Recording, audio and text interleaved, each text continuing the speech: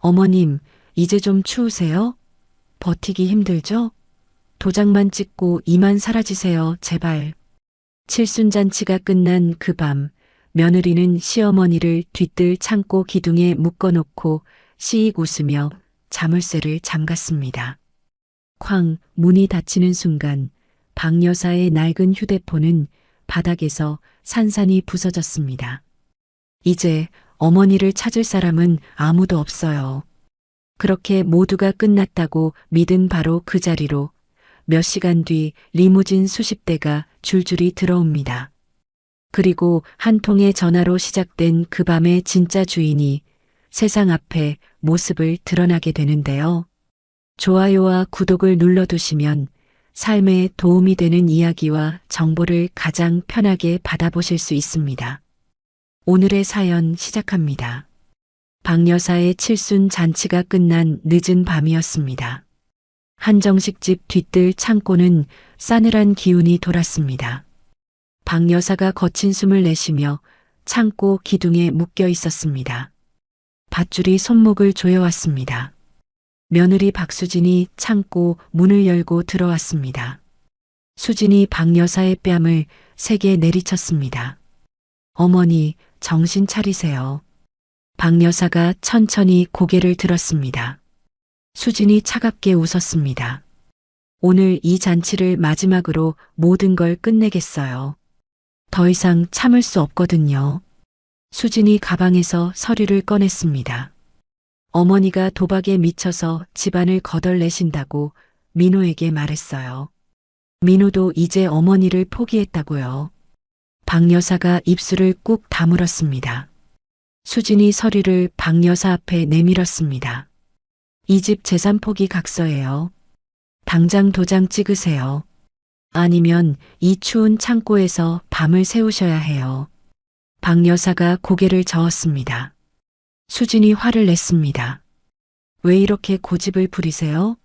어차피 어머니 돌아가시면 우리 것이 될 텐데. 박 여사가 여전히 말이 없었습니다. 수진이 박 여사의 낡은 휴대전화를 빼앗았습니다. 그럼 이것부터 없애드리죠. 수진이 휴대전화를 바닥에 던졌습니다. 휴대전화가 산산조각 났습니다. 아무도 어머니를 찾으러 오지 않을 거예요. 민호는 제가 잘 달래놨거든요. 수진이 창고 문을 향해 걸어갔습니다. 내일 아침에 다시 올게요. 그때까지 잘 생각해 보세요.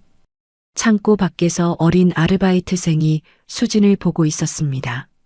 수진이 창고 문에 자물쇠를 채웠습니다. 아르바이트생이 깜짝 놀라며 뒤로 물러섰습니다. 수진이 아르바이트생을 노려봤습니다. 뭘 보고 있어? 아르바이트생이 떨었습니다. 아무것도 안 봤어요.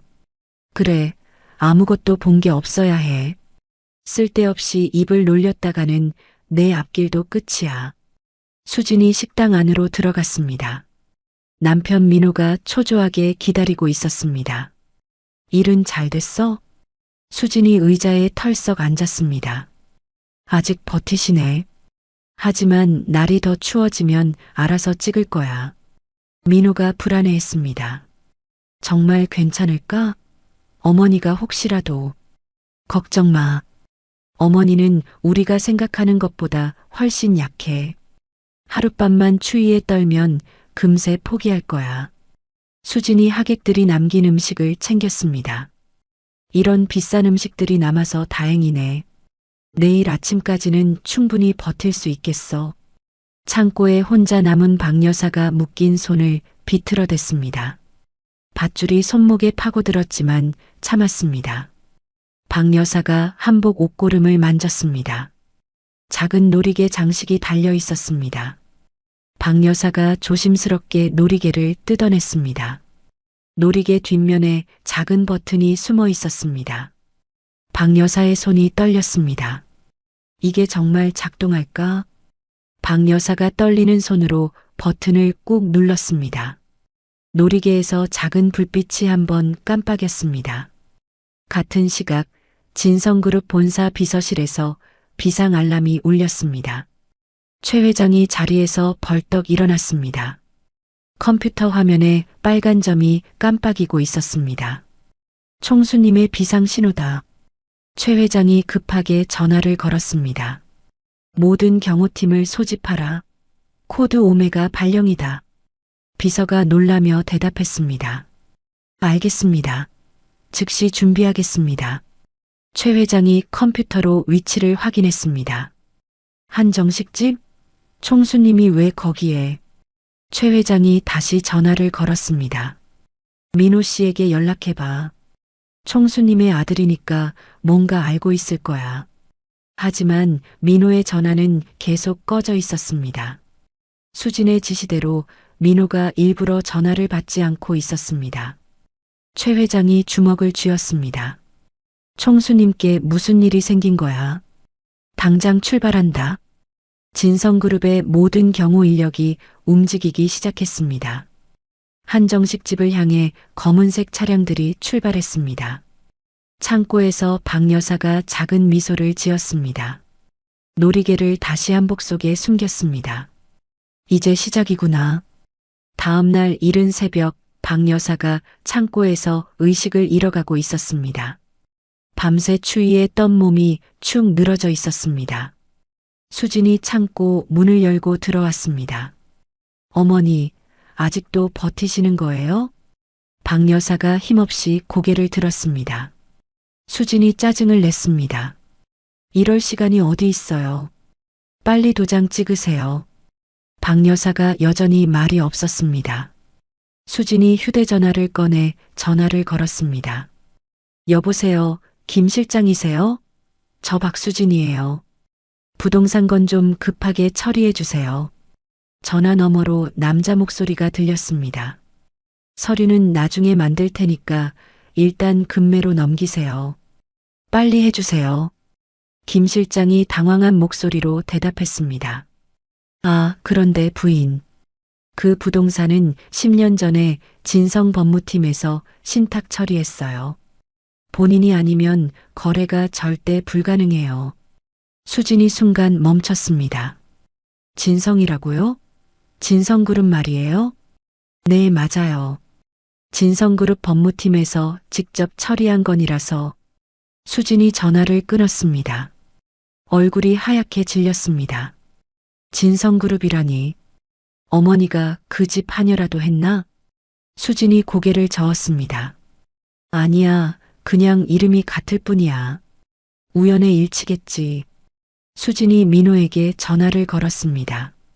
민호야, 구청으로 와. 위조한 서류라도 일단 접수해보자. 같은 시각 진성그룹 경호팀 선발대가 한정식 집 주변에 도착했습니다.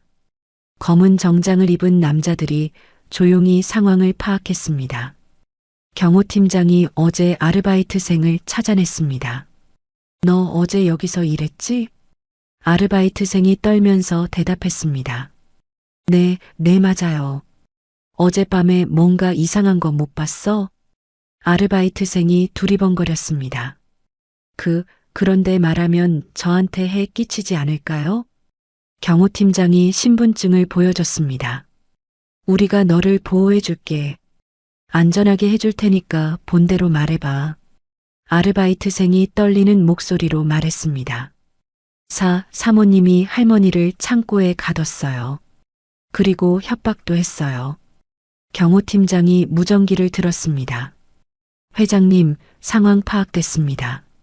총수님이 창고에 감금되어 있습니다. 구청에서 수진과 민호가 서류를 제출하려 했습니다. 공무원이 서류를 보더니 고개를 저었습니다.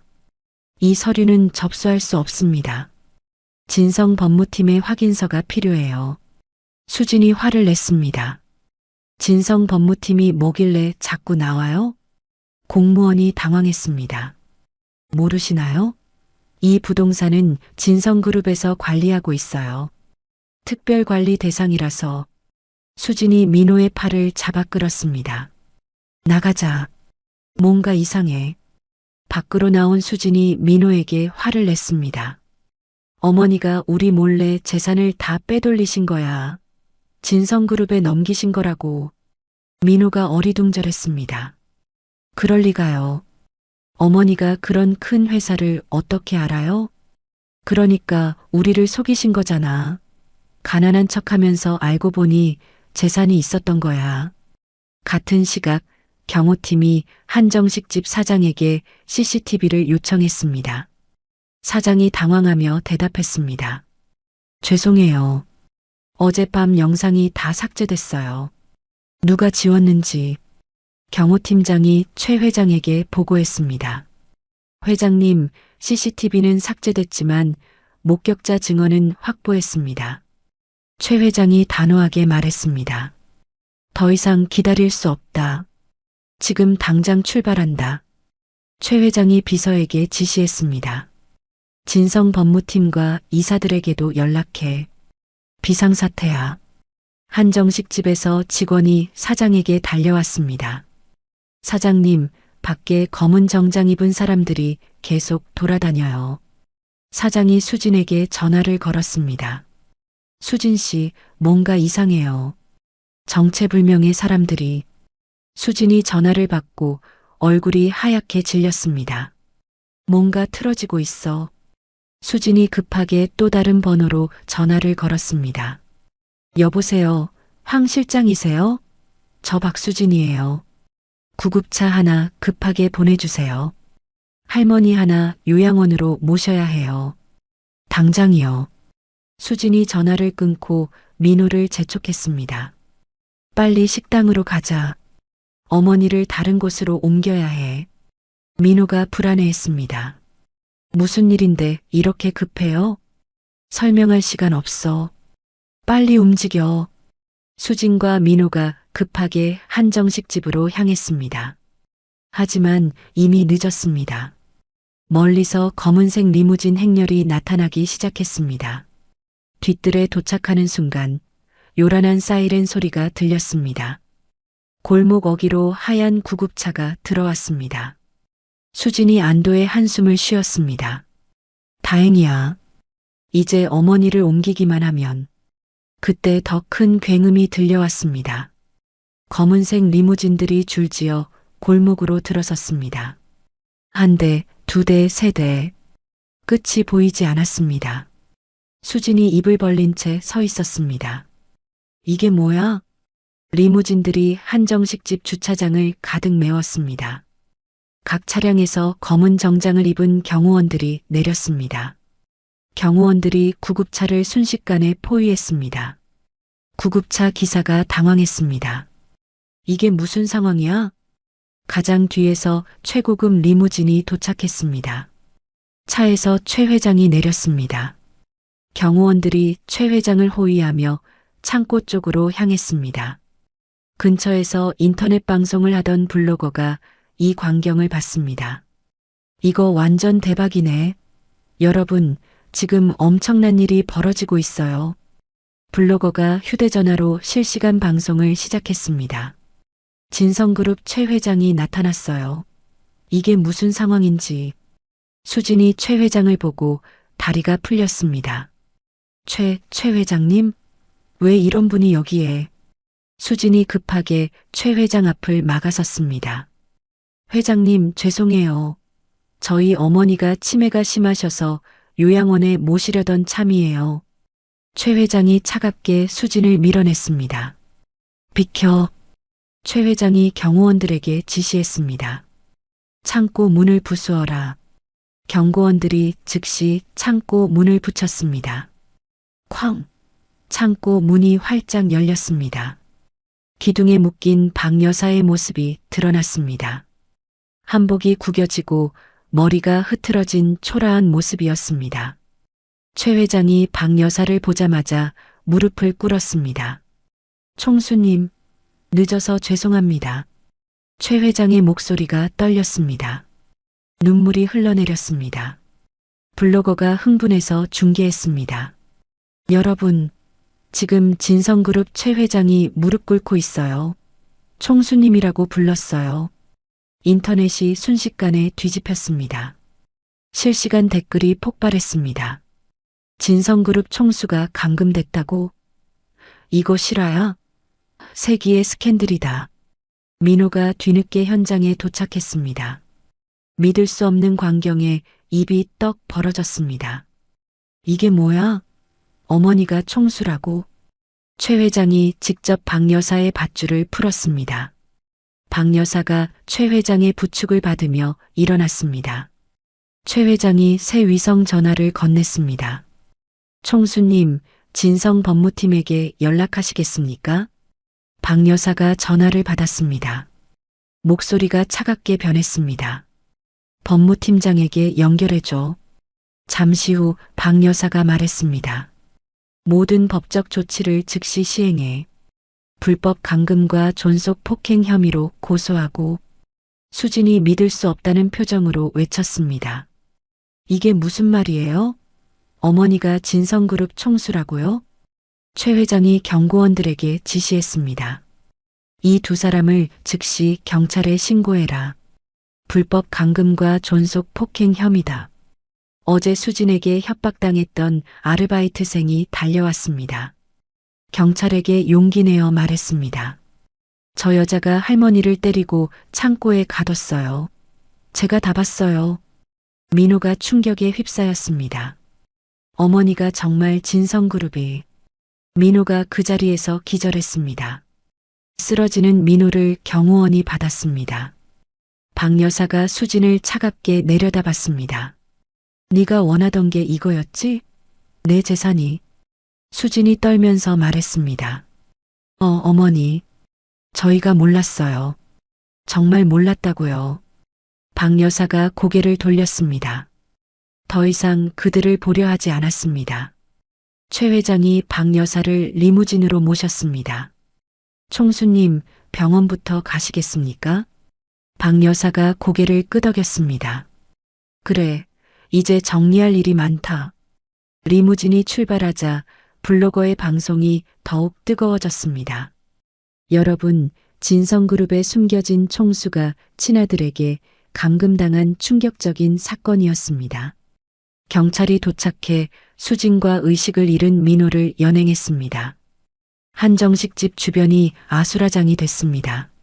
진성그룹 본사 최고층 집무실에서 긴급 이사회가 열렸습니다. 박 여사가 총수 자리에 앉았습니다.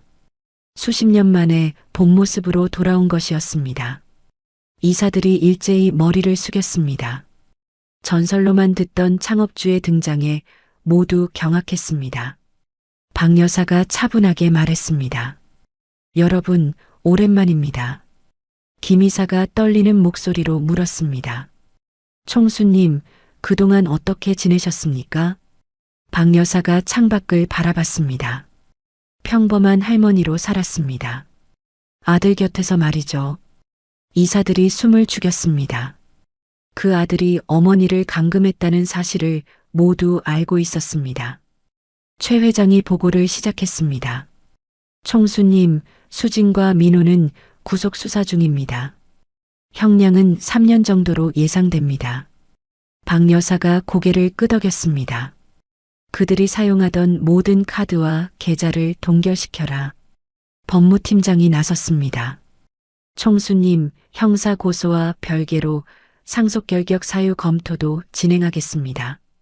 박 여사가 차갑게 말했습니다. 민사상 손해배상도 청구해라. 한 푼도 남기지 마라. 수진이 변호사를 구하려 했지만 모두 수임을 거부했습니다. 상대가 진성그룹 법무팀이라는 사실을 알고 나서였습니다. 결국 수진에게는 국선 변호사가 배정됐습니다. 박 여사가 최 회장에게 지시했습니다. 그들이 살던 아파트를 처분해라. 내 낡은 집은 재단에 기부하고. 최 회장이 대답했습니다. 알겠습니다. 즉시 진행하겠습니다. 유치장에서 민호가 면회온 국선 변호사에게 애원했습니다. 변호사님, 어머니를 만나게 해주세요. 정말 잘못했다고 말씀드리고 싶어요.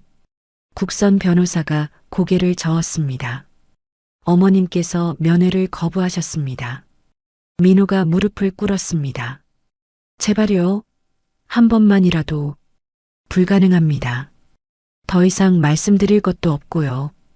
박 여사는 그룹과 유일한 핏줄 모두에게 배신당했다는 절망감에 빠져 있었습니다. 집무실에서 혼자 업무 보고서를 보고 있었습니다. 그때 한 자료가 눈에 띄었습니다. 수십 년 전 익명으로 후원했던 보육원 자료였습니다. 박 여사가 최 회장을 불렀습니다. 최 회장, 나 잠시 나가겠다. 최 회장이 놀랐습니다. 어디로 가시겠습니까? 혼자 다녀올 곳이 있다. 박 여사가 신분을 숨기고 보육원을 찾았습니다. 자신이 어린 시절을 보냈던 바로 그곳이었습니다. 보육원 뒤편에서 한 여고생이 벽에 그림을 그리고 있었습니다. 불사조 그림이었습니다. 재에서 부활하는 아름다운 불사조였습니다. 박 여사가 다가갔습니다. 그림을 참 잘 그리는구나. 여고생이 돌아봤습니다. 지원이라는 이름표가 달려 있었습니다. 지원이 환하게 웃었습니다. 할머니도 그림 좋아하세요? 지원이 자판기에서 따뜻한 캔커피를 뽑아서 박 여사에게 건넸습니다. 추우시죠? 이거 드세요. 박 여사가 캔커피를 받았습니다. 지원의 순수한 눈빛에 마음이 움직였습니다. 부모님은 어디 계시니? 지원이 씁쓸하게 웃었습니다. 없어요. 저를 버리고 가셨어요. 박 여사가 불사조 그림을 다시 봤습니다. 자신의 어린 시절이 떠올랐습니다. 불사조를 왜 그렸니? 지원이 그림을 바라봤습니다. 불사조는 죽어도 다시 살아나잖아요. 저도 그렇게 되고 싶어서요. 박 여사의 가슴이 뜨거워졌습니다. 이 아이에게서 운명적인 이끌림을 느꼈습니다. 박 여사가 최 회장에게 전화를 걸었습니다. 최 회장, 법적 후견인이 되는 방법을 알아봐라. 최 회장이 놀랐습니다. 누구의 후견인 말씀이십니까? 내가 만난 아이가 있다. 내 곁에 두고 싶다. 박 여사가 지원을 바라봤습니다. 이 아이야말로 진정한 가족이 될 수 있을 것 같았습니다. 지원 재단 개소식 날이었습니다. 박 여사가 자신의 전 재산을 출연해 만든 재단이었습니다. 지원은 박 여사의 법적 양녀가 되어 박지원이라는 새 이름을 얻었습니다. 개소식장에 수많은 사람들이 모였습니다. 박 여사가 단상에 올라 마이크를 잡았습니다. 오늘 여러분과 함께하게 되어 기쁩니다. 박 여사의 목소리가 차분했습니다. 저는 오랫동안 신분을 숨기고 살았습니다. 그 이유를 오늘 말씀드리겠습니다. 청중들이 숨을 죽이고 들었습니다. 진정한 가족은 피로 이어진 것이 아니라 마음으로 이어진 것입니다.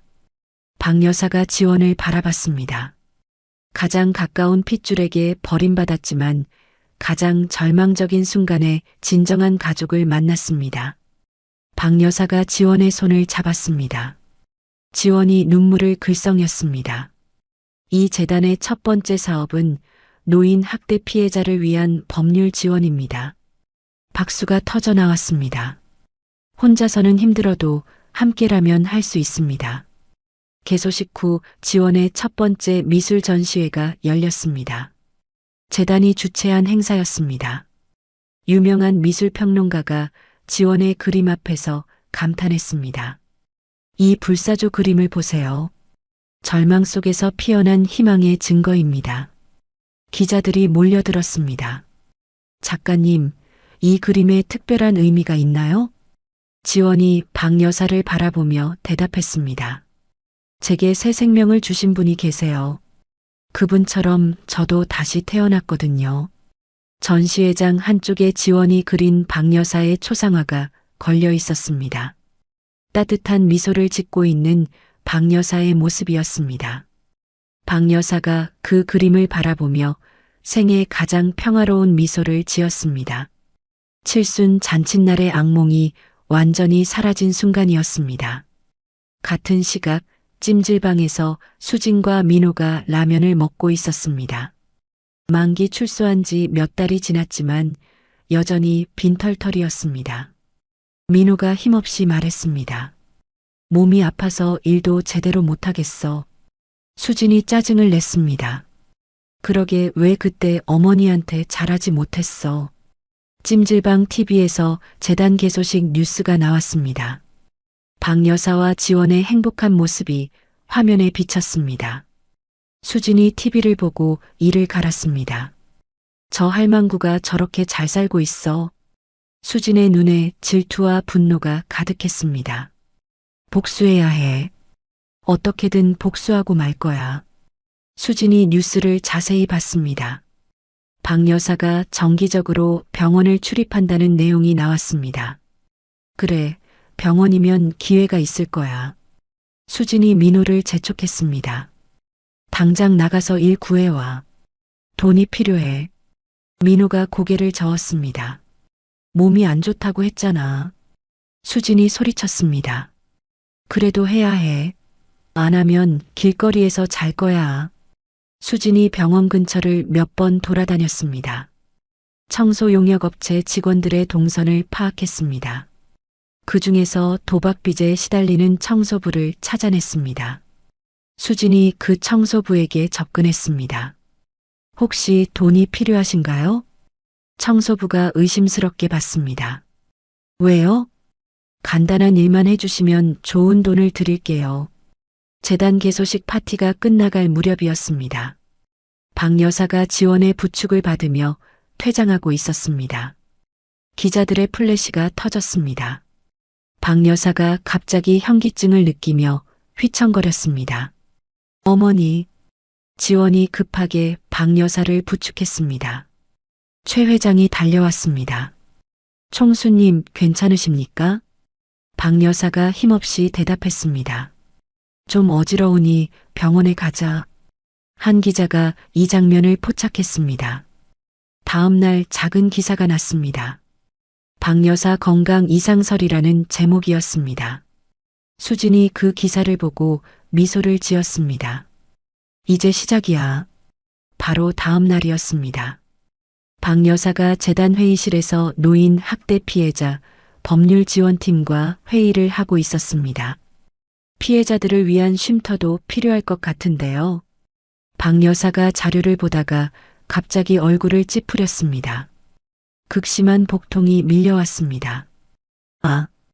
박 여사가 배를 움켜쥐었습니다. 현기증까지 몰려왔습니다. 지원이 깜짝 놀라며 달려왔습니다.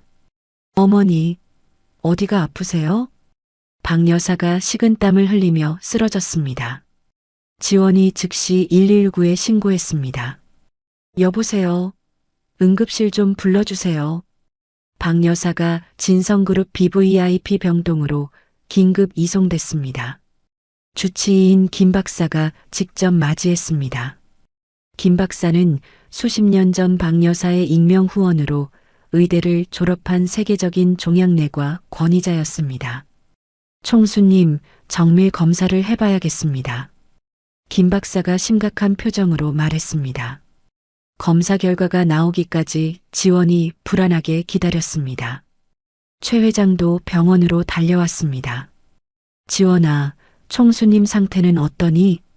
지원이 눈물을 글썽이며 대답했습니다. 아직 검사 중이에요.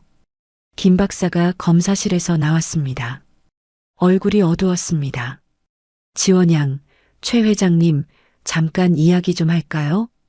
김 박사가 진료실로 안내했습니다. 총수님이 췌장암 말기입니다.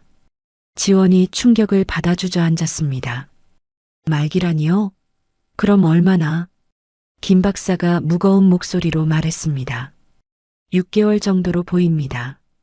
칠순 잔칫날 겪으신 충격과 스트레스가 병을 악화시켰네요. 최 회장이 주먹을 쥐었습니다. 치료 방법은 없습니까? 김 박사가 고개를 저었습니다. 최신 실험 치료가 있지만 성공률이 낮습니다. 박 여사가 병실에서 깨어났습니다. 지원이 침대 옆에서 손을 잡고 있었습니다. 어머니, 깨어나셨어요? 박 여사가 김 박사를 봤습니다. 김 박사 검사 결과를 말해줘. 김 박사가 망설였습니다. 총수님, 박 여사가 단호하게 말했습니다. 숨기지 말고 정확히 말해. 췌장암 말기입니다. 6개월 정도. 박 여사가 담담하게 고개를 끄덕였습니다. 그래, 알겠다. 지원이 울음을 터뜨렸습니다. 어머니, 치료받으세요. 포기하시면 안 돼요. 박 여사가 지원의 머리를 쓰다듬었습니다. 치료에 연명하기보다 남은 시간을 정리하고 싶다. 그때 수진에게 매수된 청소부가 간호사 스테이션 근처를 지나갔습니다. 틈을 타서 박 여사의 차트를 몰래 확인했습니다. 췌장암 말기, 시한부 6개월. 청소부가 휴대전화로 차트를 촬영했습니다. 수진이 쪽방에서 청소부의 연락을 받았습니다. 정말이에요? 췌장암 말기라고요? 청소부가 사진을 보내줬습니다. 수진이 사진을 확인하고 흥분했습니다. 드디어 기회가 왔어. 수진이 연예부 기자에게 전화를 걸었습니다. 특종 하나 있는데 관심 있어요? 기자가 관심을 보였습니다. 무슨 특종인데요? 진성그룹 박 여사가 췌장암 말기래요. 시한부 6개월이라고 하네요. 기자가 흥분했습니다. 정말이에요? 확실한 정보인가요? 수진이 사진을 보내줬습니다. 병원 차트 사진도 있어요. 얼마 주실 건가요? 다음 날 아침 자극적인 기사가 터져 나왔습니다. 진성그룹 박 여사, 췌장암 말기 시한부. 진성그룹의 주가가 폭락하기 시작했습니다. 투자자들이 패닉에 빠졌습니다. 쪽방에서 뉴스를 보던 민호가 충격에 휩싸였습니다. 어머니가 정말 아프시구나. 수진이 민호를 흔들었습니다. 이게 마지막 기회야. 지금 가서 빌어야 단 한 푼이라도 받을 수 있어. 민호가 머뭇거렸습니다. 하지만 어머니가 우리를 만나주실까요? 수진이 소리쳤습니다. 그러게 빨리 가자고. 죽기 전에 가서 용서 빌면 마음이 풀릴지도 몰라. 수진과 민호가 BVIP 병동으로 향했습니다. 병동 입구에서 경호원들이 막아섰습니다. 수진이 바닥에 드러누워 소리쳤습니다. 어머니, 저희가 잘못했어요. 한 번만 만나주세요. 기자들이 이 장면을 촬영했습니다. 비정한 어머니 프레임을 씌우려는 수진의 계산이었습니다. 박 여사가 병실에서 소란을 들었습니다. 저들을 들여보내줘. 최 회장이 놀랐습니다. 총수님, 괜찮으시겠습니까? 박 여사가 차갑게 미소 지었습니다. 마지막 정리를 해야지. 해소. 병실 문이 열리고 수진과 민호가 들어왔습니다. 민호가 헬쑥해진 박 여사의 모습을 보고 무릎을 꿇었습니다. 어머니, 정말 죄송해요. 민호가 눈물을 흘렸습니다. 저희가 잘못했어요. 용서해 주세요. 박 여사가 민호를 차갑게 내려다봤습니다. 네가 흘리는 그 눈물이 나에 대한 미안함이냐, 아니면 재산에 대한 아쉬움이냐? 민호가 말문이 막혔습니다. 수진의 눈빛은 여전히 탐욕으로 가득했습니다. 박 여사가 리모컨을 눌렀습니다. 병실 벽면에 대형 스크린이 켜졌습니다.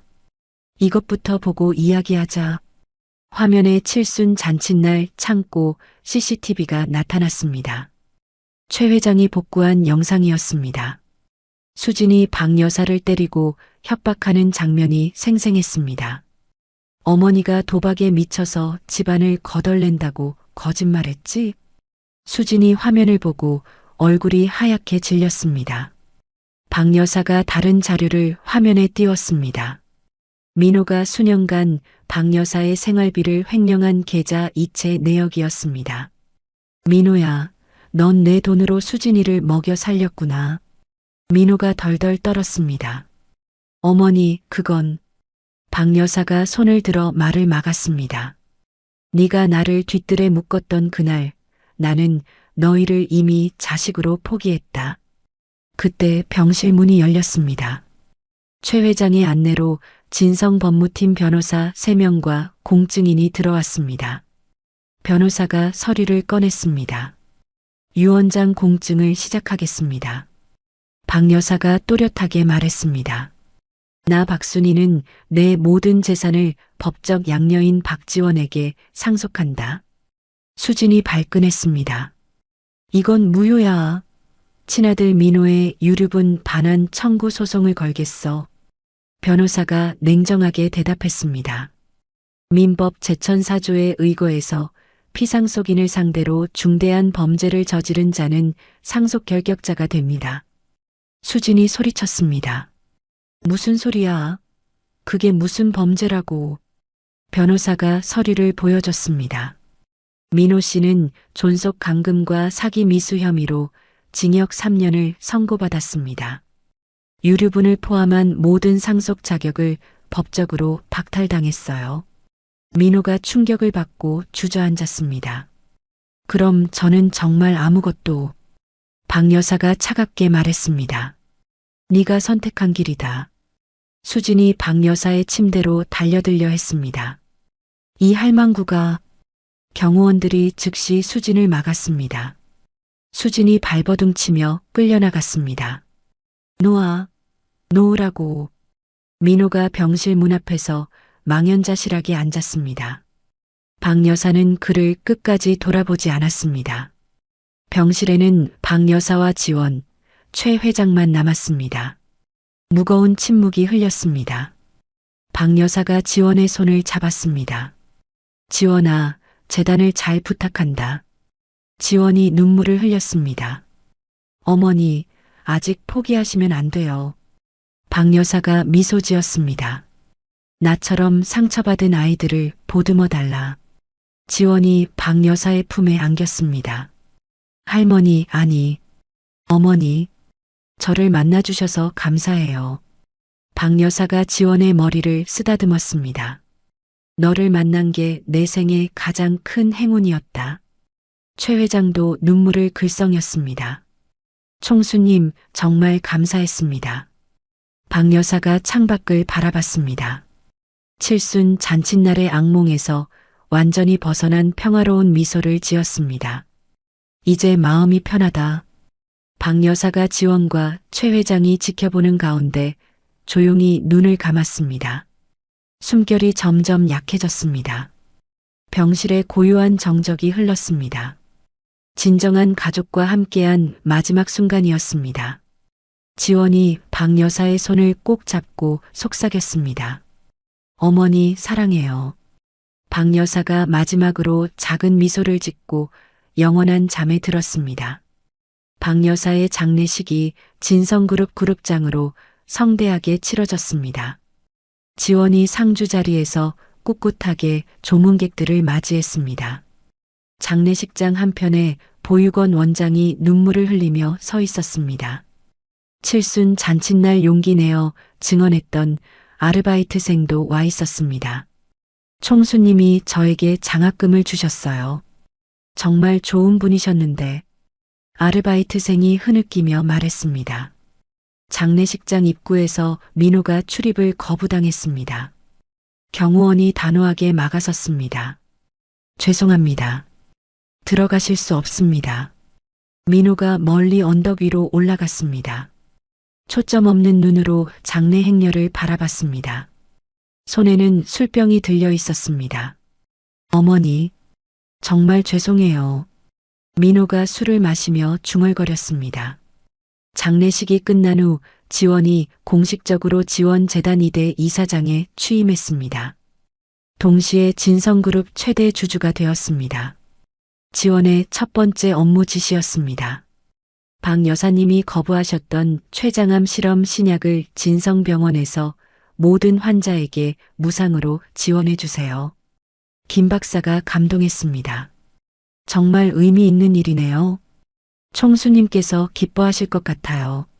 한편 수지는 진성그룹의 정보를 안다며 가짜 투자 사기를 벌이다 적발됐습니다. 진성그룹 내부 정보가 있어요. 투자하면 대박 날 거예요. 수진이 노인들을 속였지만 곧 경찰에 잡혔습니다. 피고인 박수진에게 징역 5년을 선고한다. 법정에서 수진이 중형을 선고받았습니다. 민호는 알코올 중독으로 길거리에서 쓰러져 발견됐습니다. 행려병자 취급을 받으며 정신병원에 강제 입원됐습니다. 어머니, 어머니. 민호가 정신 착란 증세를 보이며 중얼거렸습니다. 최 회장은 공식 은퇴를 선언했습니다. 하지만 지원의 곁에서 경영 고문 역할을 계속했습니다. 지원 양, 총수님의 뜻을 잘 이어가고 있어요. 최 회장이 흐뭇하게 말했습니다. 몇 년 후 지원재단은 국내 최대 복지재단으로 성장했습니다. 지원이 가장 영향력 있는 젊은 리더로 선정됐습니다. 재단을 통해 더 많은 아이들을 도울 수 있어서 기뻐요. 지원이 인터뷰에서 말했습니다. 진성그룹도 지원의 윤리 경영하에 최고 전성기를 맞았습니다. 사회적 책임을 다하는 기업으로 이미지를 완전히 바꿨습니다. 지원이 박 여사와 처음 만났던 낡은 보육원을 찾았습니다. 최신식 건물로 재건축된 상태였습니다. 아이들아, 오늘은 벽화를 그려볼까? 지원이 보육원 아이들과 함께 희망을 주제로 벽화를 그렸습니다. 박 여사가 그랬던 것처럼 아이들에게 따뜻한 캔커피를 나눠줬습니다. 너희들 꿈이 뭐야? 지원이 아이들에게 물었습니다. 선생님처럼 그림 그리는 사람이 되고 싶어요. 한 아이가 환하게 웃었습니다. 지원이 보육원 원장의 이름을 딴 미술장학재단도 추가로 설립했습니다. 박 여사의 뜻을 계속 이어가고 있었습니다. 정신병원에서 민호가 TV를 보고 있었습니다. 성공한 경영인 지원의 인터뷰가 나왔습니다. 화면에 진성그룹 로고가 크게 비쳤습니다. 민호가 공허하게 웃었습니다. 내가 그토록 원했던 것들이. 민호가 눈물을 흘렸습니다. 지원이 박 여사의 묘소를 찾았습니다. 활짝 핀 국화꽃과 자신이 그린 불사조 그림을 바쳤습니다. 어머니, 재단이 잘 되고 있어요. 많은 아이들이 도움을 받고 있어요. 지원이 묘비 앞에서 무릎을 꿇었습니다. 어머니가 저에게 보여주신 사랑을 다른 아이들에게도 나눠주고 있어요. 바람이 불어 국화꽃잎이 흩날렸습니다. 지원이 환하게 미소 지었습니다. 어머니, 이제 정말 행복하시죠? 묘소 위로 따뜻한 햇살이 내리쬐습니다. 박 여사가 원했던 세상이 조금씩 만들어지고 있었습니다. 화려한 칠순잔치 뒤뜰 창고에 묶여있던 약한 노인은 알고 보니 거대한 그룹의 총수였고 핏줄이라는 이름으로 폭력을 휘두르던 이들은 결국 모든 것을 잃었습니다. 반대로 피 한 방울 섞이지 않은 한 아이는 끝까지 손을 잡아준 그 마음 하나로 가장 소중한 유산과 가족이라는 이름을 얻게 되었지요. 결국 우리 인생을 바꾸는 건 돈이나 혈연이 아니라 누군가에게 내어준 작은 친절, 그리고 끝까지 지켜준 단 한 사람의 손일지도 모릅니다. 여러분 곁에는 어떤 관계를 남기고 싶으신가요? 이 이야기 속 인물들을 떠올리며 내 주변의 소중한 사람들을 한 번 더 돌아보는 시간이 되셨으면 합니다. 이야기를 끝까지 들어주신 분이 계시다면 잘 들었다고 댓글 하나만 남겨주세요. 감사합니다. 그 운전기사 믿지 마세요. 한겨울밤 거지소녀의 필사적인 외침이 강남 한복판을 가득 채웠습니다.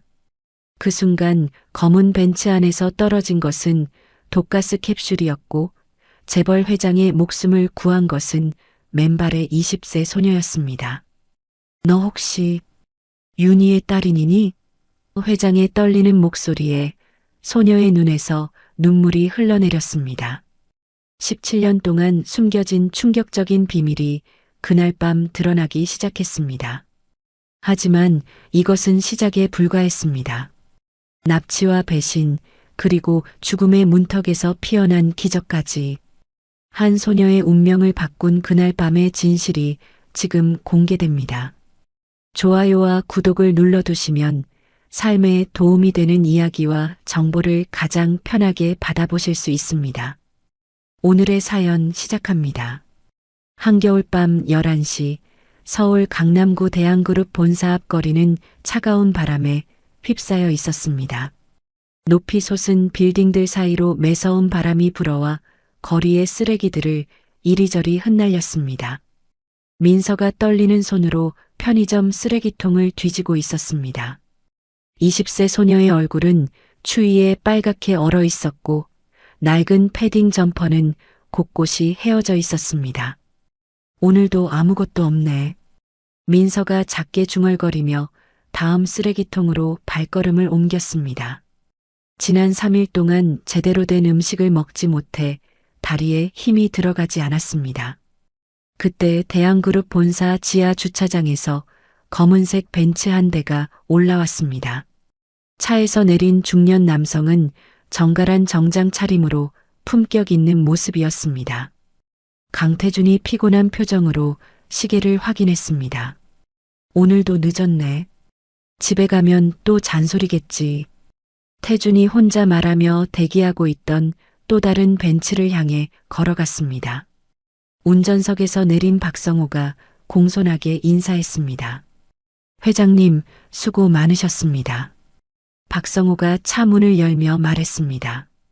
하지만 민서는 운전석 쪽 창문 너머로 박성호가 뭔가 수상한 물건을 만지작거리는 모습을 목격했습니다. 작고 둥근 캡슐 같은 것이 박성호의 손에 들려 있었습니다. 민서의 본능이 위험을 감지했습니다. 태준이 뒷좌석으로 들어가려는 순간이었습니다. 그 운전기사 믿지 마세요.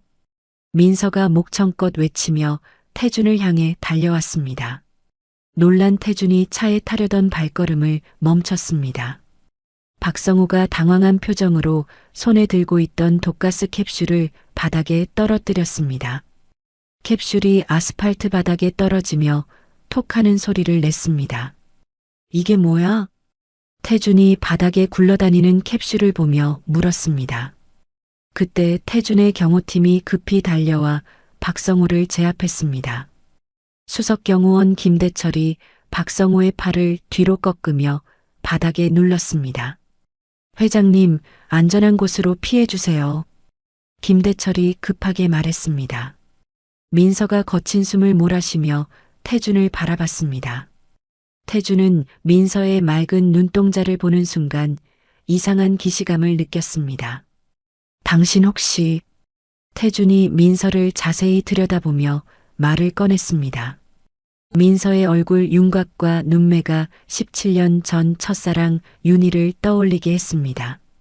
경찰이 현장에 도착해 박성호를 수갑을 채웠습니다. 박성호가 고개를 숙인 채 경찰차에 올라탔습니다. 김대철이 태준에게 다가와 보고했습니다. 회장님, 저자의 휴대폰에서 신성그룹과 주고받은 메시지들을 발견했습니다. 신성그룹이라고? 태준이 믿을 수 없다는 표정으로 물었습니다. 네, 암살 계획에 대한 구체적인 지시사항들이 있습니다. 김대철이 증거 휴대폰을 보여주며 말했습니다. 태준이 민서에게 고마움의 표정으로 다가갔습니다. 당신이 내 목숨을 구해줬어요. 뭔가 보답을 해야겠는데. 저는 돈 같은 건 필요 없어요. 민서가 고개를 저으며 말했습니다. 그럼 뭘 원하나요? 따뜻한 밥 한 끼면 충분해요. 민서의 솔직한 대답에 태준의 마음이 먹먹해졌습니다. 태준이 민서와 함께 근처 24시간 식당으로 향했습니다. 식당 안은 따뜻했고 민서는 처음으로 안도의 표정을 지었습니다. 어머니는 어디 계세요? 태준이 조심스럽게 물었습니다. 3년 전에 돌아가셨어요. 병원에서 청소 일을 하시다가 폐 때문에. 민서가 슬픈 표정으로 대답했습니다. 어머니 성함이 뭐였나요? 윤희예요. 저한테 자주 말씀하셨어요. 제 아버지는 정말 훌륭한 분인데 만날 수 없는 사람이라고. 태준의 얼굴이 창백해졌습니다. 윤이라는 이름을 듣는 순간 17년 전의 기억들이 물밀듯이 떠올랐습니다. 혹시 어머니가 제 아버지에 대해 더 자세히 말씀하신 게 있나요? 키가 크고 정장을 잘 입으신다고 했어요. 그리고 목소리가 정말 따뜻하다고. 민서의 말 하나하나가 모두 자신과 일치한다는 걸 깨달은 태준이 숨을 크게 들이켰습니다. 태준이 집으로 돌아가는 차 안에서 17년 전을 떠올렸습니다. 그때 자신이 계급 차이 때문에 윤희를 포기했던 것, 그리고 그 사이에 딸이 있었다는 충격적인 현실. 내가 모르는 사이에 내 딸이 이렇게 살고 있었다니. 태준이 창밖을 바라보며 중얼거렸습니다. 가슴 깊은 곳에서 죄책감과 아버지로서의 책임감이 동시에 밀려왔습니다. 다음 날 아침 태준이 개인 비서 차미영을 사무실로 불렀습니다. 차미영이 노트북과 서류 뭉치를 들고 들어왔습니다. 미영 씨, 급한 조사를 부탁하고 싶은 게 있어요. 태준이 진중한 표정으로 말했습니다. 말씀하세요, 회장님. 차미영이 펜을 꺼내며 대답했습니다. 강민서라는 20세 여성에 대해 자세히 알아봐 주세요. 그리고 윤이라는 분의 17년 전 행적도요. 알겠습니다. 언제까지 필요하신가요? 가능한 한 빨리요. 아주 중요한 일이에요. 태준이 손가락으로 책상을 톡톡 두드리며 말했습니다. 그 시각 강남구의 한 고급 주택가에서 수진이 사설탐정 사무실을 찾아갔습니다. 이동수가 수진을 맞이하며 차를 따라주었습니다. 어젯밤 우리 남편이 이상하게 행동했어요. 수진이 찻잔을 들며 말했습니다. 어떤 식으로요? 이동수가 수첩을 펼치며 물었습니다. 거지 같은 여자애하고 밥을 먹고 왔더라고요. 그것도 아주 정성스럽게. 수진의 목소리에 짜증이 섞여 있었습니다. 혹시 그 여성에 대한 정보가 있으신가요? 강민서라고 해요. 20살 정도 될 것 같고.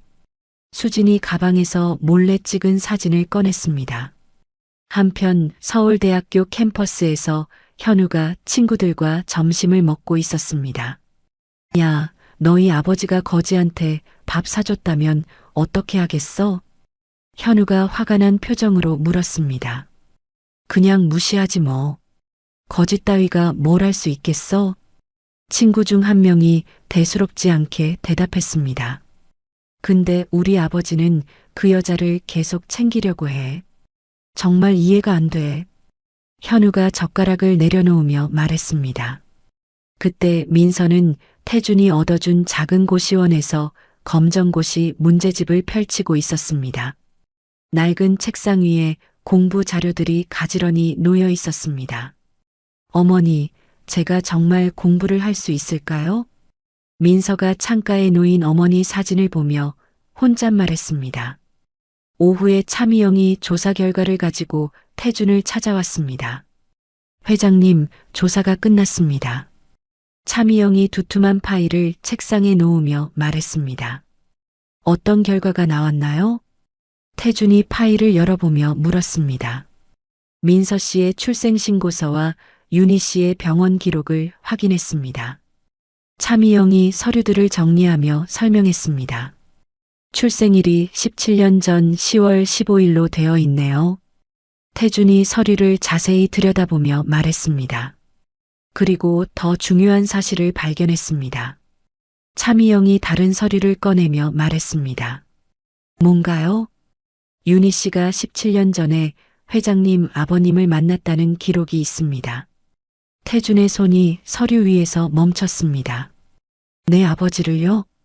네, 그때 윤희 씨가 큰 돈을 받고 서울을 떠났다는 증언도 있습니다.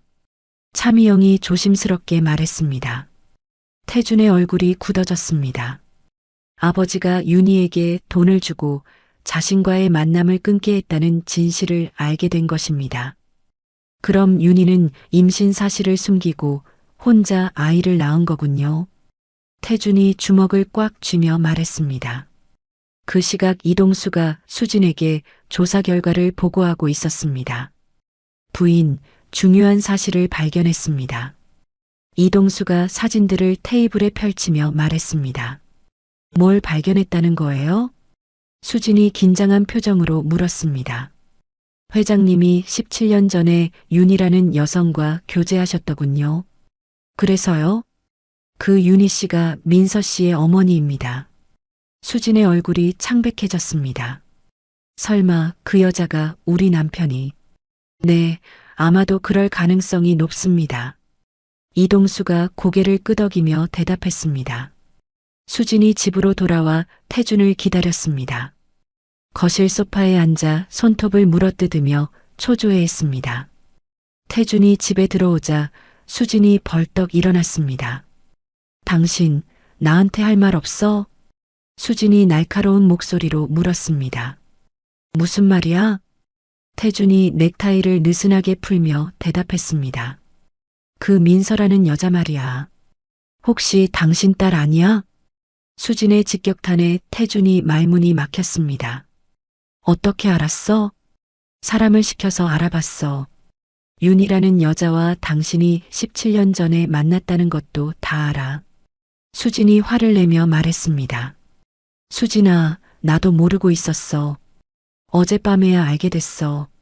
태준이 진정시키려고 했지만 수진의 분노는 멈추지 않았습니다. 그럼 이제 어쩔 건데? 그 여자를 우리 집으로 데려올 거야? 그건 절대 안 돼. 우리 현우는 어떻게 하고? 수진이 소리를 지르며 말했습니다. 현우가 2층에서 내려와 부모의 싸움을 지켜봤습니다. 아버지, 뭐가 문제예요? 현우가 조심스럽게 물었습니다. 현우야, 너는 몰라도 돼. 태준이 아들을 보며 말했습니다. 그 거지 여자 때문이지? 현우가 차갑게 말했습니다. 현우야, 맞잖아요. 그 여자가 우리 가족을 망가뜨리고 있어요. 현우가 계단을 올라가며 소리쳤습니다.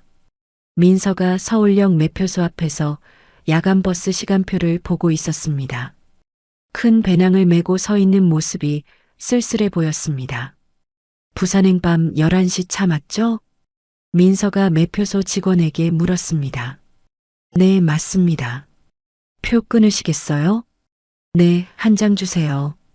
민서가 주머니에서 돈을 꺼내려는 순간이었습니다. 야, 너 강민서 맞지? 뒤에서 거친 목소리가 들려왔습니다. 민서가 돌아보니 덩치 큰 남자 3명이 다가오고 있었습니다. 조만석이 앞장서서 민서를 노려봤습니다.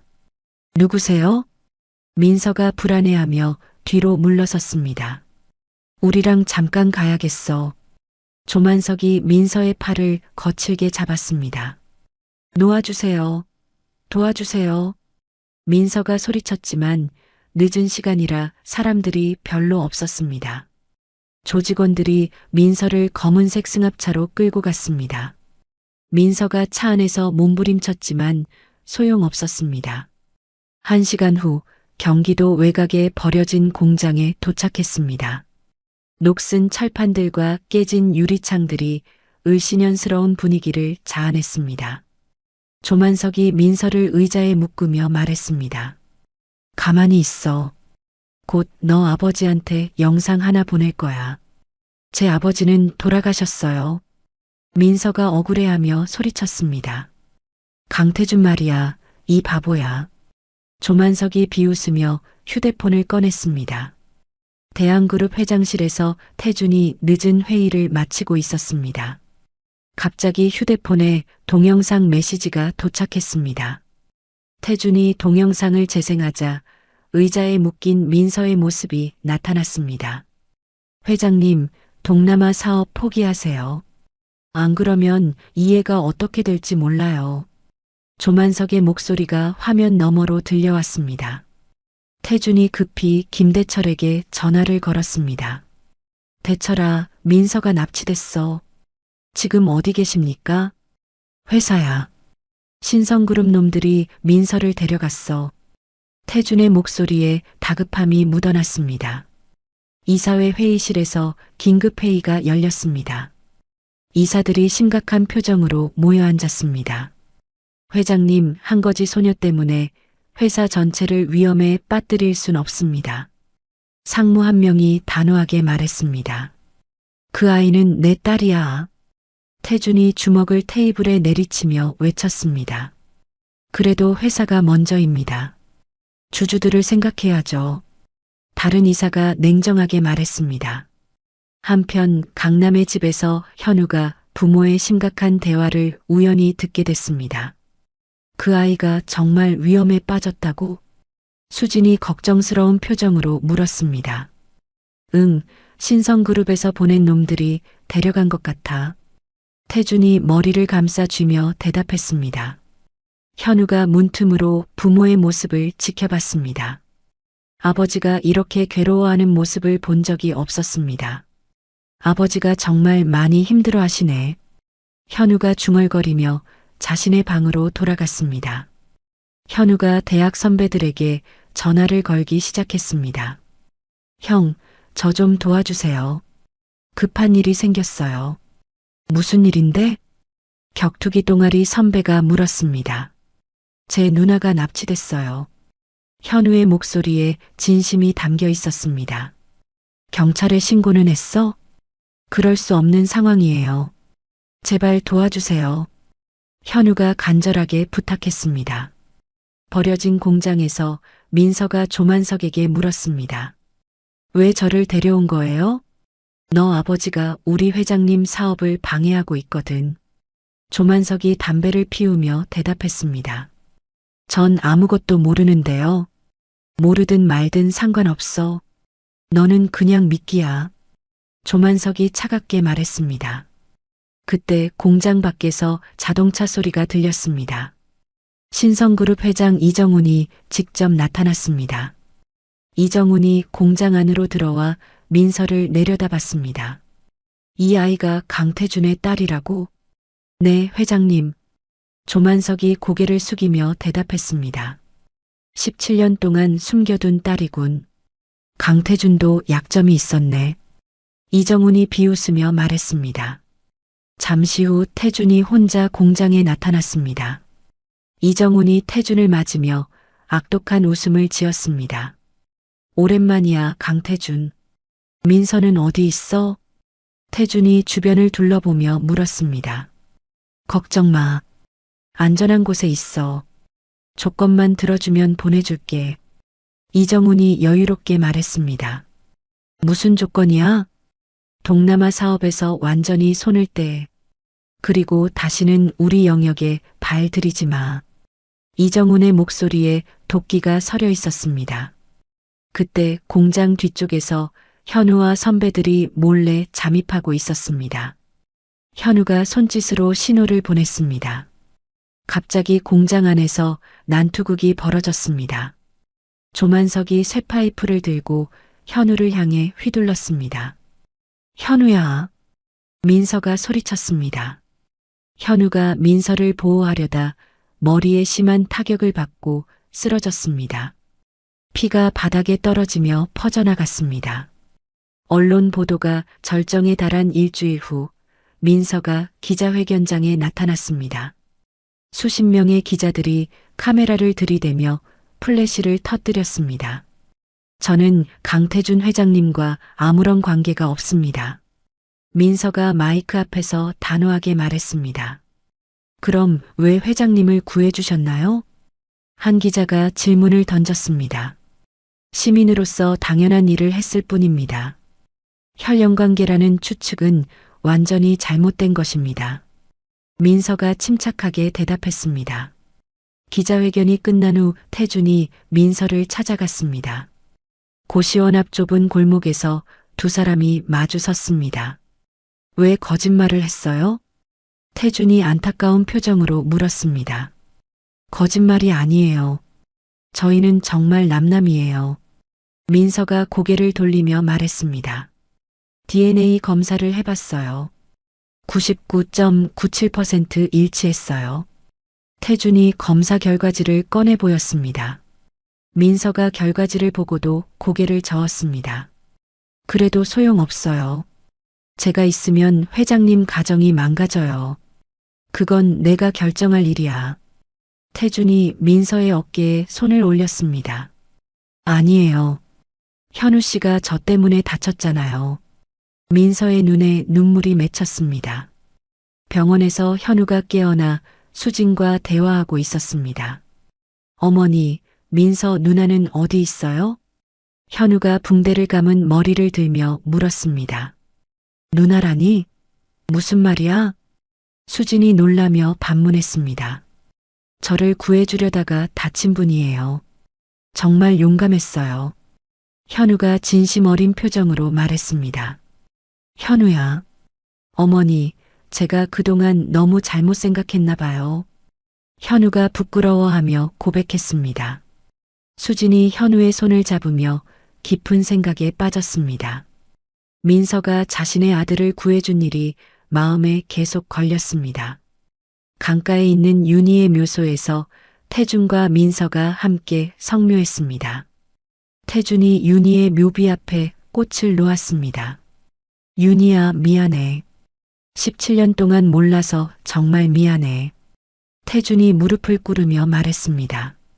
어머니, 저 이제 아버지를 만났어요. 민서가 어머니 사진을 보며 속삭였습니다. 너희 어머니가 얼마나 힘들었을지 생각하니까 가슴이 아파. 태준이 눈물을 닦으며 말했습니다. 어머니는 아버지 욕을 한 번도 안 하셨어요. 오히려 좋은 분이라고만 하셨어요. 민서가 윤희를 그리워하며 말했습니다. 태준이 17년 전 자신의 부모가 윤희에게 돈을 주며 헤어지게 한 진실을 털어놓았습니다. 내 부모님이 윤희에게 그런 일을 했다는 걸 나도 어제 알았어. 그래도 괜찮아요. 어머니가 선택하신 일이니까요. 민서가 아버지를 위로했습니다. 집으로 돌아온 태준이 가족들에게 DNA 검사 결과를 공개했습니다. 거실에 모인 가족들의 표정이 모두 진지했습니다. 이제 더 이상 의심할 여지가 없어요. 민서는 내 친딸입니다. 태준이 검사 결과를 테이블에 놓으며 말했습니다. 수진이 결과지를 자세히 들여다봤습니다. 과학적으로 증명된 사실 앞에서 더 이상 부인할 수 없었습니다. 그럼 이제 어떻게 할 거야? 수진이 복잡한 표정으로 물었습니다. 우리 가족으로 받아들이고 싶어요. 태준이 진심을 담아 말했습니다. 현우가 벌떡 일어나서 말했습니다. 저도 찬성해요. 누나를 집으로 데려와요. 현우야, 정말이야? 수진이 놀라며 아들을 바라봤습니다. 네, 누나가 저를 구해주셨잖아요. 이제 제가 누나를 보호하고 싶어요. 현우가 당당하게 말했습니다. 수진이 한참 고민하다가 입을 열었습니다. 그 아이를 데려와. 대신 조건이 있어. 무슨 조건이야? 태준이 기대하는 표정으로 물었습니다. 내가 직접 그 아이를 키울 거야. 제대로 된 교육도 받게 하고. 수진의 목소리에 진심이 담겨 있었습니다. 태준이 수진의 손을 잡으며 고마워했습니다. 수진아, 고마워. 그 아이도 피해자야. 잘못한 게 없는 아이를 왜 미워했을까? 수진이 자신의 지난 행동을 반성하며 말했습니다. 다음 날 태준과 수진이 함께 민서를 찾아갔습니다. 민서가 놀라며 두 사람을 바라봤습니다. 어머니께서 직접 오셨네요. 민서가 어색하게 인사했습니다. 민서야, 우리 집으로 가자. 수진이 따뜻한 목소리로 말했습니다. 정말 괜찮으세요? 민서가 믿을 수 없다는 표정으로 물었습니다. 네가 현우를 구해준 걸 생각하면 당연한 일이야. 수진이 민서의 손을 잡으며 말했습니다. 민서가 처음으로 진짜 가족의 품에 안겼습니다. 17년 동안 기다려온 가족의 따뜻함이었습니다. 이제 정말 우리 딸이야. 태준이 민서를 껴안으며 말했습니다. 6개월 후 검정고시 발표일이었습니다. 민서가 컴퓨터 앞에서 떨리는 손으로 마우스를 클릭했습니다. 합격. 게다가 상위 3%네. 민서가 기쁨에 겨워 소리쳤습니다. 수진이 민서의 어깨를 두드리며 축하했습니다. 정말 잘했어. 그동안 얼마나 열심히 공부했는데. 어머니 덕분이에요. 과외 선생님도 불러주시고. 민서가 수진을 꼭 안으며 고마워했습니다. 현우가 2층에서 뛰어내려왔습니다. 누나, 축하해요. 이제 대학도 갈 수 있겠네. 현우야, 고마워. 민서가 동생을 보며 환하게 웃었습니다. 그 소식이 언론에 알려지면서 대한그룹 주가가 안정세를 되찾았습니다. 태준이 회사에서 주가 차트를 보며 안도의 표정을 지었습니다. 회장님, 투자자들이 긍정적으로 반응하고 있습니다. 차미영이 보고서를 들고 와서 말했습니다. 민서의 노력이 이런 결과까지 가져왔네. 태준이 뿌듯해하며 대답했습니다. 한편 수진이 민서를 백화점으로 데리고 가서 옷을 사주고 있었습니다. 이건 어때? 너한테 잘 어울릴 것 같은데. 수진이 원피스를 들어 보이며 말했습니다. 너무 비싸요.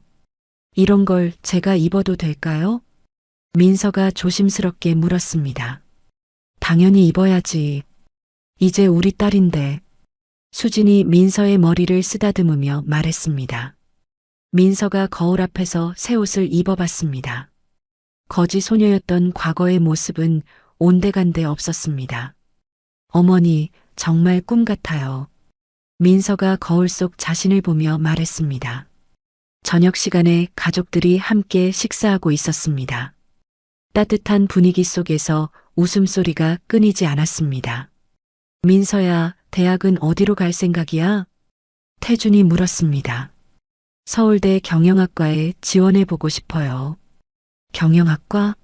좋은 생각이야. 태준이 만족스러워하며 고개를 끄덕였습니다. 아버지 회사 일도 배우고 싶어요.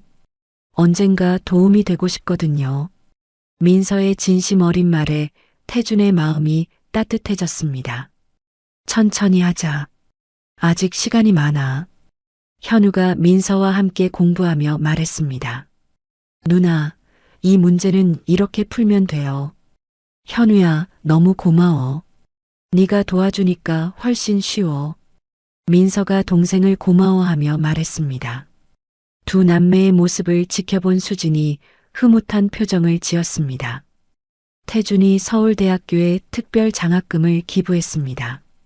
총장실에서 기부 서명식이 열렸습니다. 이 장학금으로 어려운 환경의 학생들이 꿈을 키울 수 있을 거예요. 총장이 태준에게 감사 인사를 전했습니다. 제가 받은 행복을 나누고 싶습니다. 태준이 진심으로 말했습니다. 동시에 희망 나눔 재단 설립식도 열렸습니다. 민서도 함께 참석해서 첫 장학생들을 만났습니다. 언니도 어려웠을 때가 있었어요. 포기하지 말고 열심히 해요. 민서가 어린 장학생에게 격려했습니다. 정말요? 그럼 저도 언니처럼 될 수 있을까요? 물론이죠. 꿈을 포기하지만 않으면. 민서가 따뜻하게 대답했습니다. 몇 달 후 서울대학교 합격 발표가 났습니다. 민서가 경영학과에 합격했다는 소식을 듣고 가족들이 기뻐했습니다. 축하해, 민서야. 태준이 민서를 꼭 껴안으며 말했습니다. 이제 정말 대학생이 되는 거네. 수진이 눈물을 닦으며 말했습니다. 현우도 의과대학 진학을 위해 열심히 공부하고 있었습니다. 누나, 저도 의사가 되면 아픈 사람들 많이 도울 거예요. 그래, 현우야. 넌 정말 좋은 의사가 될 거야. 민서가 동생을 격려했습니다. 가족들이 해외여행을 떠났습니다. 민서가 처음 타는 비행기에서 창밖을 내다봤습니다. 와, 구름이 이렇게 가까이 보이네요. 민서가 신기해하며 말했습니다. 이제 세상이 얼마나 넓은지 알게 될 거야. 태준이 딸을 보며 뿌듯해했습니다. 여행지에서 가족들이 함께 사진을 찍었습니다. 행복한 웃음으로 가득한 가족 사진이었습니다. 윤희의 기일에 온 가족이 함께 성묘했습니다. 민서가 어머니 앞에서 조용히 말했습니다. 어머니, 저 이제 정말 행복해요. 가족들이 다 저를 사랑해 주세요. 태준도 윤희에게 보고했습니다. 윤희야, 우리 딸 잘 키우고 있어. 걱정 마. 수진이 윤희의 묘비에 꽃을 놓으며 말했습니다. 고마웠어요. 이렇게 좋은 딸을 낳아줘서. 하지만 민서는 요즘 가끔 가벼운 두통을 느끼고 있었습니다. 손도 미세하게 떨리는 것 같았지만 대수롭지 않게 여겼습니다. 아마 공부 때문에 피곤한 것 같아. 민서가 혼자 중얼거리며 손을 주물렀습니다. 대한그룹 창립 50주년 행사에서 민서가 차세대 가족으로 소개됐습니다.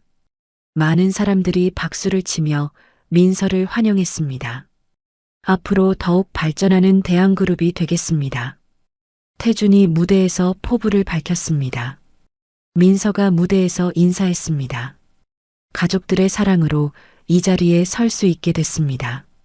열심히 배워서 사회에 도움이 되고 싶습니다. 관중들이 감동하며 뜨거운 박수를 보냈습니다. 대학교 2학년 중간고사 기간이었습니다. 민서가 경영학과 강의실에서 시험을 치르고 있었습니다. 갑자기 민서의 손에서 볼펜이 떨어졌습니다. 손떨림이 평소보다 심해져서 글씨를 제대로 쓸 수 없었습니다. 이상하네. 왜 이렇게 떨리지? 민서가 작게 중얼거리며 볼펜을 다시 집었습니다. 시험을 마치고 나오는 길에 민서가 갑자기 어지러움을 느꼈습니다. 복도에서 비틀거리다가 그대로 바닥에 쓰러졌습니다. 저기 누군가 쓰러졌어. 같은 과학생이 소리쳤습니다. 급히 119가 출동해서 민서를 병원으로 이송했습니다. 응급실에서 의료진들이 분주하게 움직였습니다. 태준과 수진이 급히 병원으로 달려왔습니다. 의사 선생님, 우리 딸이 어떻게 됐나요? 태준이 다급하게 물었습니다. 일단 의식은 회복했습니다. 하지만 정밀 검사가 필요해요. 담당 의사가 신중한 표정으로 말했습니다.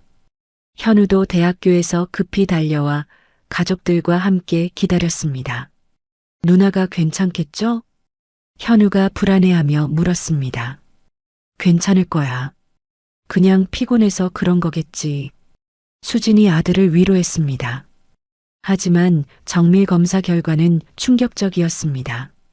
담당 의사가 가족들을 별실로 불렀습니다. 민서 씨가 헌팅턴병이라는 희귀병에 걸렸습니다. 의사의 말에 가족들의 얼굴이 창백해졌습니다. 헌팅턴병이요? 태준이 떨리는 목소리로 물었습니다. 뇌세포가 점점 파괴되는 병입니다. 주로 유전적 요인이 크죠. 그럼 치료는 할 수 있나요? 수진이 간절하게 물었습니다. 현재로서는 진행을 늦출 수만 있습니다. 완치는 어려워요. 의사의 말에 가족들이 절망에 빠졌습니다.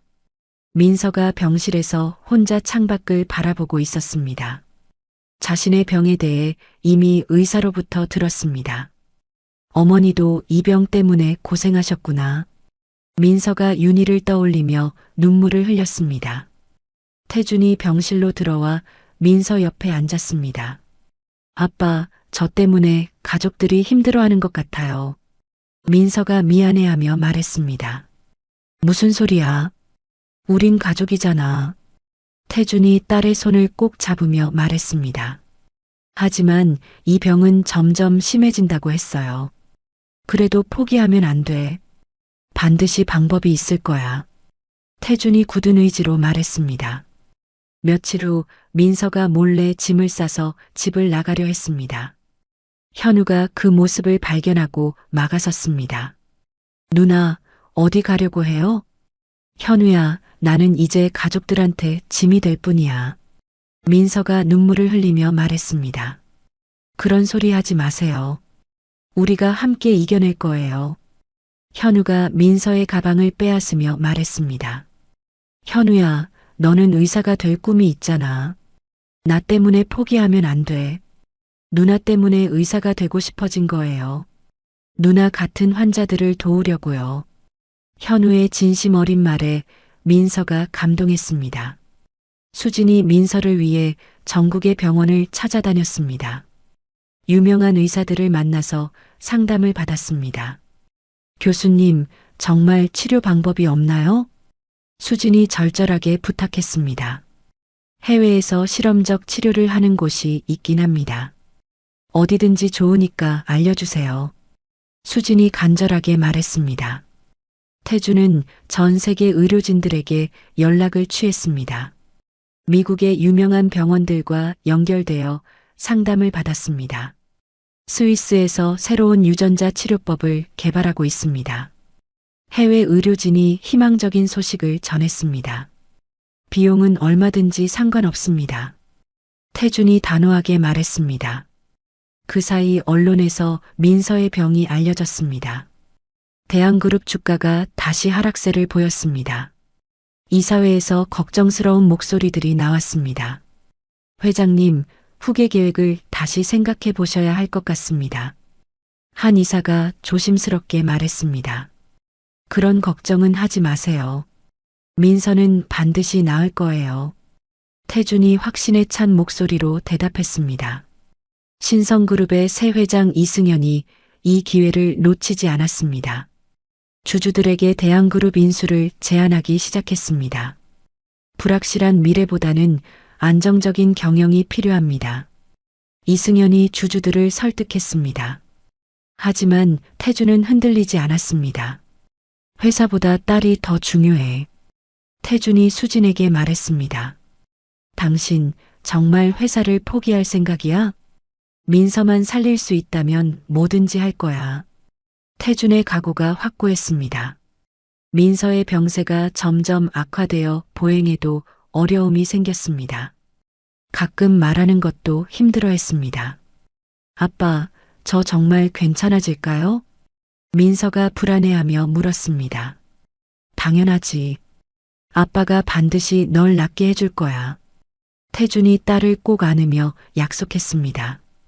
수진이 밤새 민서를 간병하며 눈물을 흘렸습니다. 내가 처음에 왜 그렇게 못됐을까? 이 아이가 이렇게 착한데. 수진이 자신을 자책하며 말했습니다. 민서의 시한부 진단 발표 후 3개월이 흘렀습니다. 태준이 스위스 바젤의 노바르티스 연구소와 연결되었습니다.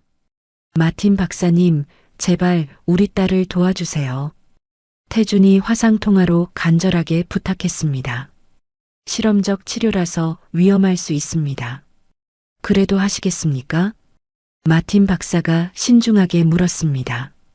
위험해도 상관없어요. 기회라도 있다면 해보고 싶어요. 태준이 단호하게 대답했습니다.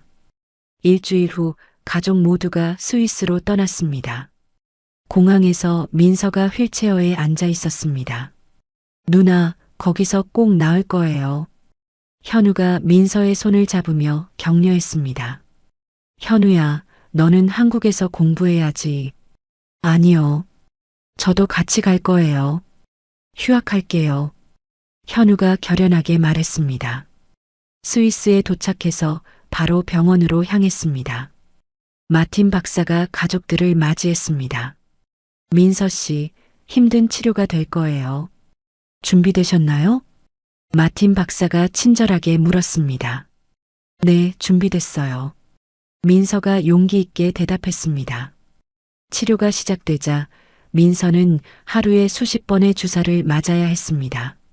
몸 전체가 아프고 열이 나서 견디기 힘들었습니다. 아파도 참아야 해, 민서야. 수진이 딸의 손을 잡고 눈물을 참았습니다. 괜찮아요, 어머니. 저 견딜 수 있어요.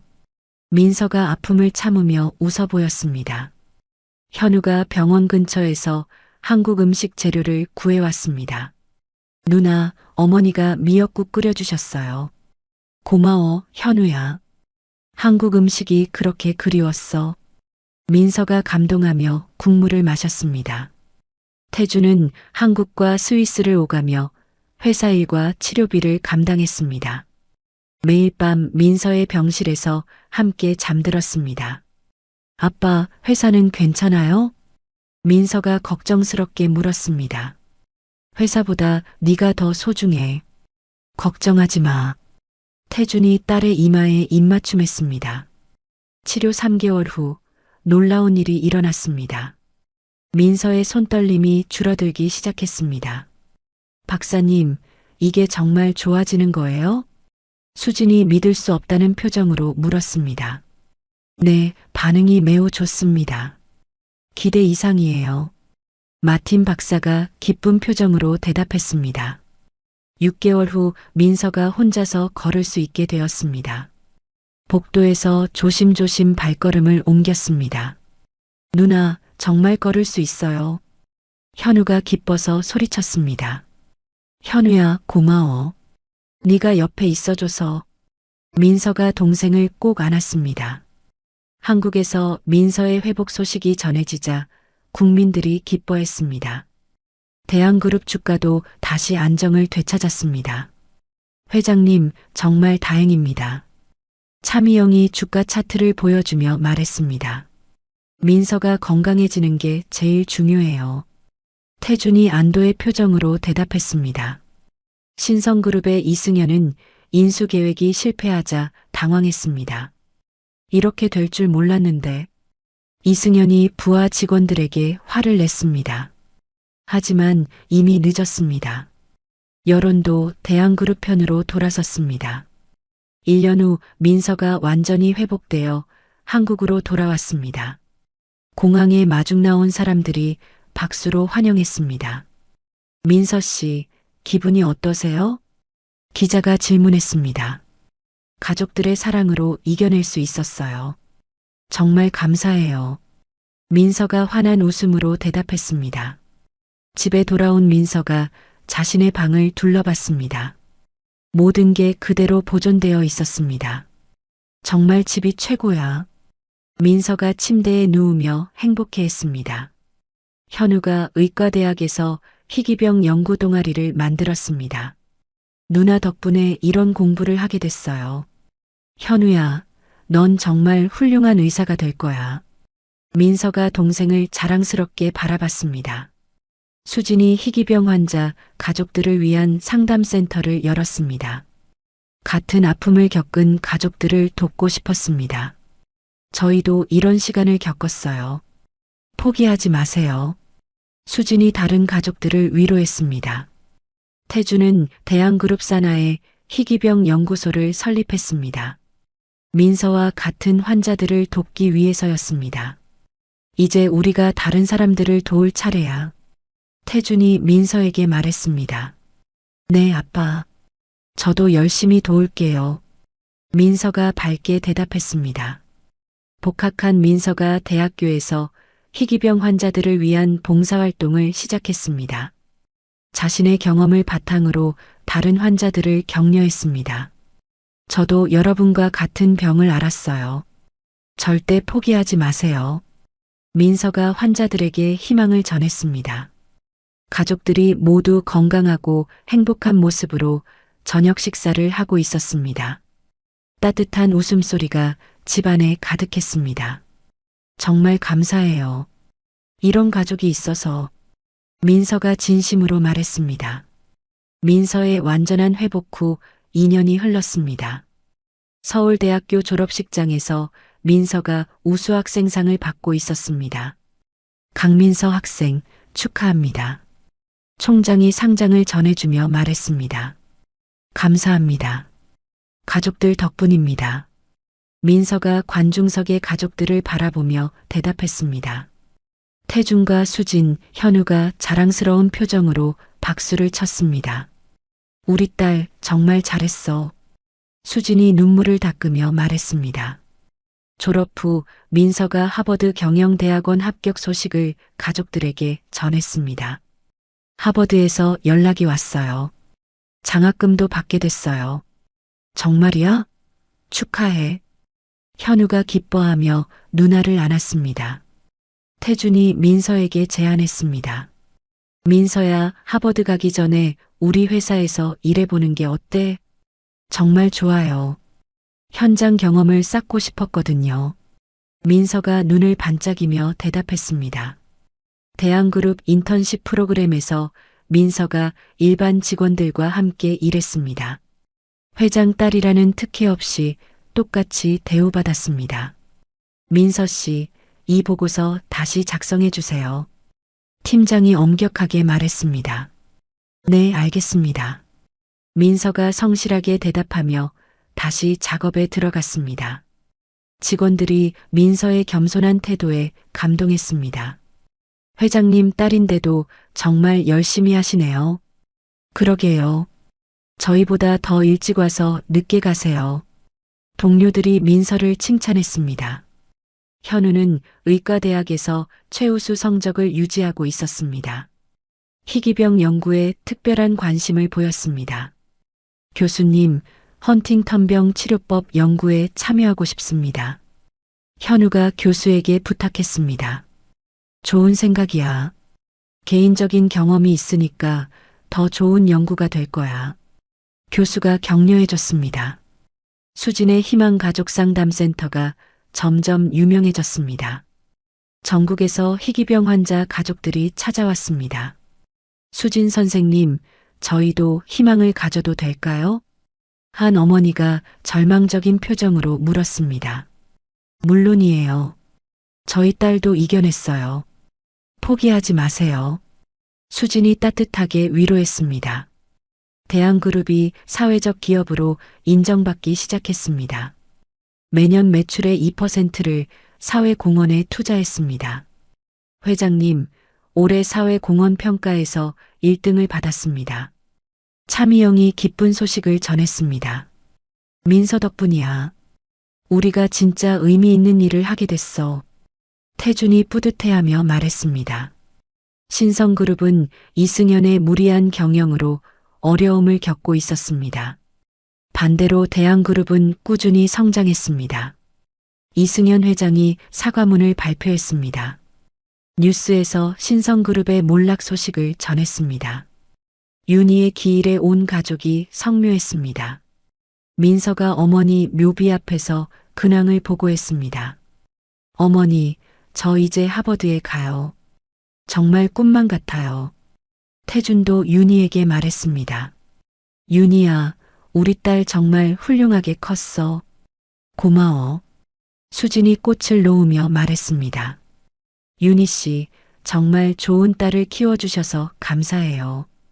가족 모두가 윤희에게 감사의 마음을 전했습니다. 민서가 하버드로 떠나는 날이었습니다. 공항에서 가족들이 배웅했습니다. 민서야, 몸 조심하고 열심히 공부해. 태준이 딸을 꼭 안으며 말했습니다. 네, 아빠. 꼭 훌륭한 사람이 되어서 돌아올게요. 우리 딸은 이미 충분히 훌륭해. 수진이 민서의 손을 잡으며 말했습니다. 누나, 저도 열심히 공부해서 의사 될게요. 현우가 누나에게 약속했습니다. 5년 후 민서가 하버드 MBA를 마치고 돌아왔습니다. 대한그룹 사회공헌 담당 이사로 취임했습니다. 이제 정말 우리 회사의 핵심 인재가 됐구나. 태준이 딸을 자랑스럽게 바라봤습니다. 현우도 의사가 되어 대한그룹 산하병원에서 일하기 시작했습니다. 누나, 이제 정말 함께 일하게 됐네요. 현우야, 우리가 얼마나 많은 사람들을 도울 수 있을지 기대돼. 남매가 서로를 바라보며 환하게 웃었습니다. 어느 날 민서가 과거 자신이 구걸했던 대한그룹 본사 앞 거리를 지나갔습니다. 그곳에서 노숙자들에게 따뜻한 도시락을 나눠주고 있었습니다. 따뜻하게 드세요. 민서가 한 할아버지에게 도시락을 건네며 말했습니다. 고맙습니다, 아가씨. 할아버지가 감사하게 받으며 말했습니다. 민서가 그 거리를 바라보며 혼잣말했습니다.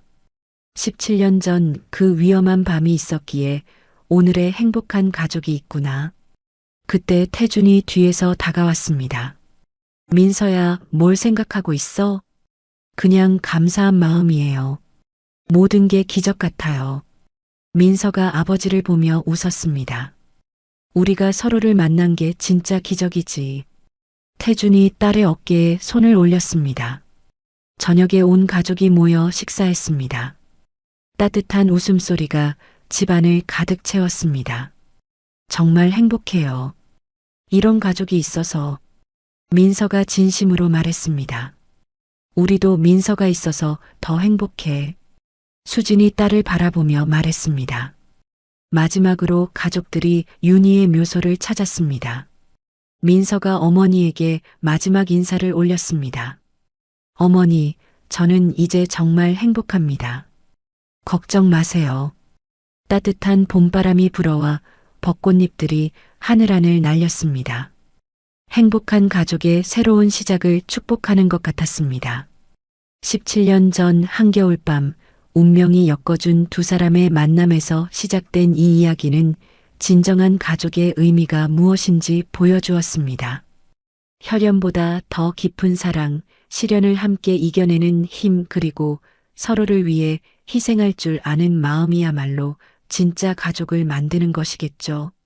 민서가 거지 소녀에서 하버드 MBA까지, 현우가 편견 가득한 청년에서 희귀병 전문의를 꿈꾸는 의대생까지, 수진이 차가운 재벌 부인에서 따뜻한 어머니까지 성장할 수 있었던 것은 서로를 진심으로 받아들였기 때문입니다. 때로는 우리 인생에도 예상치 못한 만남이 찾아옵니다. 그 만남이 처음엔 불편하고 어색할지라도 진심으로 마음을 열고 받아들인다면 우리 삶을 더욱 풍요롭게 만들어줄 것입니다. 이야기를 끝까지 들어주신 분이 계시다면 잘 들었다고 댓글 하나만 남겨주세요. 감사합니다.